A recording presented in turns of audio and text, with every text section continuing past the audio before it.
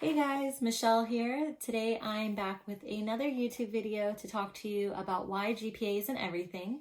But before we dive in, I do want to mention why it is considered to be important when reviewing an application. So most programs look at your GPA to really gauge whether or not PA school is something that you are able to succeed in. You know, coming into PA school, you're faced with a lot of new information. You are in a very fast-paced program and it is all new territory. So they just want to make sure that you are able to not just get by, but you can succeed at it and become a good practitioner in the future. To me, it's also very important to be a good student while maintaining a healthy life balance as well. So coming into PA school is already so stressful, and if you are not strong in your academics, it can be tough to have a healthy experience in PA school. It's important to have that balance of personal life with friends and still do things that you love while being in PA school. It shouldn't be a horrible experience with just studying all the time. So I think it's important to have that balance as well. Schools just want to make sure that there are going to be struggles, but that you're not struggling the whole entire way. So that's just a little bit of kind of background as to why I think it is important to be strong in your academics and have a good GPA. But main point of this video is that it isn't everything, and I wouldn't get discouraged if you don't have the best GPA, because there are definitely other things that matter as well. So with that being said, GPA is not everything. It is very important that you are a good person, that you have good intentions, that you care about people around you and you want to do good and you want to help people. I think it's very important to be talented in more ways than just one. And at the end of the day, if somebody has the best grades in the world, but they have nothing else to offer, they might not make it into a PA school or become a good practitioner in the future. So it's really important to keep that in mind, that just because you are 100% in the books and good at the books does not always mean that you would turn out to be the best practitioner. It is important to be well-rounded and definitely have the right intentions and the right reasons to want to become a PA. Okay, so now I'm going to just give some examples as to what other things matter when looking at an application. So in my experience, I feel like volunteer work is so important. And I think it shows a lot about an applicant if you do have a long-standing history of volunteer work. I think it's very important to have something consistent throughout the years to show that volunteer work is something that is important to you. And the reason rooted in your volunteer work is because you want to give back to communities. You want to help others without an incentive or motive. And being in the healthcare field, I feel like that is very important. You essentially are here and working because you want to help those in need and you want to help make the world a better place through healthcare and through the kindness of your heart. So volunteer work is very important to me, and I would highly recommend you applying for your local hospital volunteer, soup kitchens, shelters, medical mission trips. There are so many opportunities out there. I would go out there. And I also think it's a very good experience, not just for application purposes, but just for your own soul and your own heart, for you to be able to interact and engage with different peoples out of your comfort zone. I think that's really important and also allows you to grow as a person as well. So volunteer work is my number one thing that I would put my heart and soul into, in addition to my studies. Something else that's important is letter recommendations. I think that is a huge part of your application as well. I think it's really important to build these relationships with people in your network, such as your professors, such as your mentors or your boss or colleagues, people that can vouch for you. They can write about your personality traits. If you're a good person, if you're a hard worker and you have great work ethic, I think letter recommendations are very important.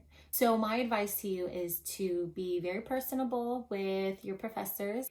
Ask about their day, show up to office hours, do well on your exams, do well on your assignments, be a good student so that they can write an honest letter for you when you need it. As well as when you're working, be a good worker. Wherever you go, just do the best that you can and be personable.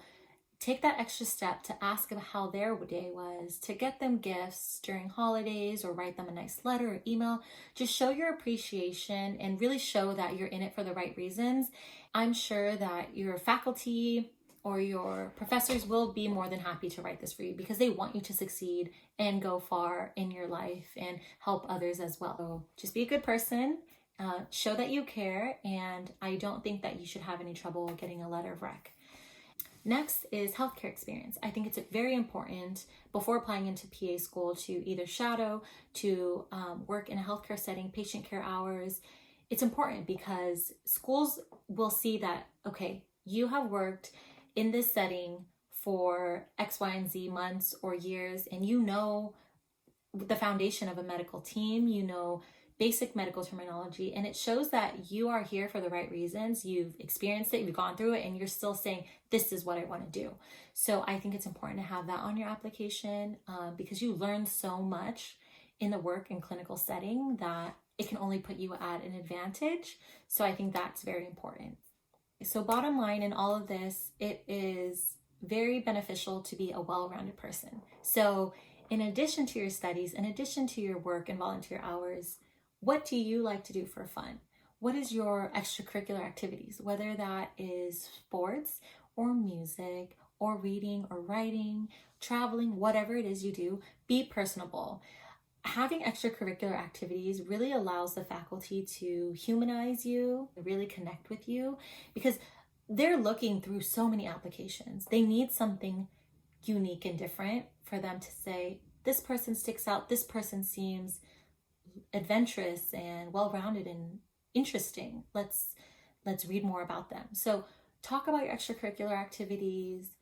It doesn't all have to be medical related. So make sure that you have other things that you can add in and kind of talk about. And a place that you can do this is, yes, in your application, but also your personal statement.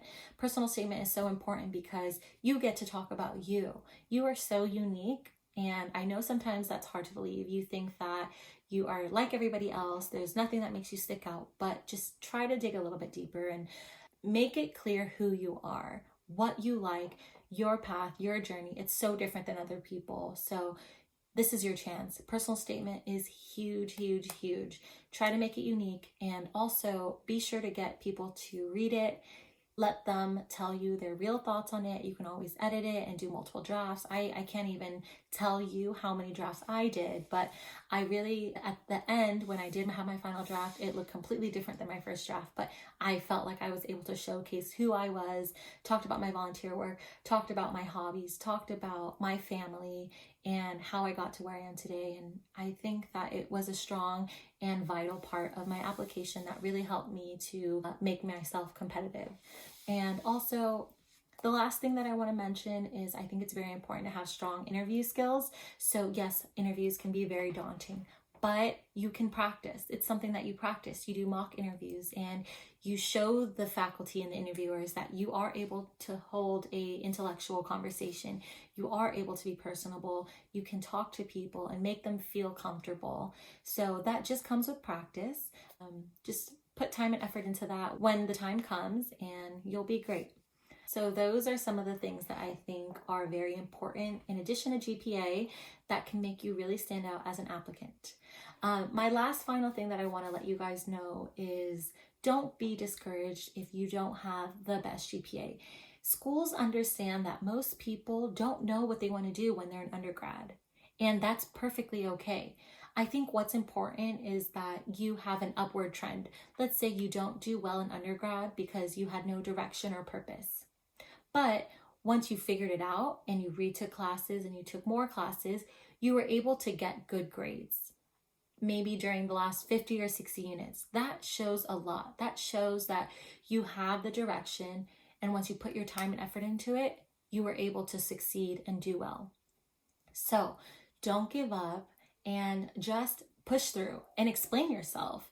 They are human. They know you're human. They want to know your story, and you can talk about it. But don't be discouraged. Just because you didn't do as well as you wanted in the beginning does not mean you are incapable of being a good PA or a healthcare practitioner. You're just as capable, but you just took a different path, and just work hard and also focus on these other things that I mentioned, and I think that you will be okay. So that's all I have for you today. Feel free to comment down below with any questions or any requests for future videos. And that is it. Merry Christmas, happy holidays, and good luck, everyone. Thanks.